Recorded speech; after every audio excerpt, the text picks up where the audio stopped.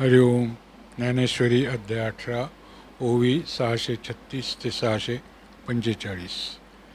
तया काळाते नुलंगणे देशशुद्धी ही साधणे का शास्त्रांच्या वाती पाहणे क्रियानिर्णयो वृत्ती करणे एकवळा चित्त जावो न देणे फळा नियमाची या साखळा वाहणे सदा हा निरोधू सहा वया लागी धैर्याची या चांग चांगी जिंतवणी जिती अंगी वाहे जोका आणि आत्मयाची ये आवडी कर्मे करिता वरपडी देह सुखाची ये परवडी येवो न लाहे आळस निद्रा दुरावे क्षुधा न बाणावे सुरवाडू न पावे अंगाचा ठावो तव अधिकाधिक उत्साहो दरी आगळिक सोने जैसे पुटी तुक तुटली या कसी जरी आवडी आथी साच तरी जीवितही सलंच आगी घालिता रोमांच देखिजती सतिये मा आत्मया यवडिया प्रिया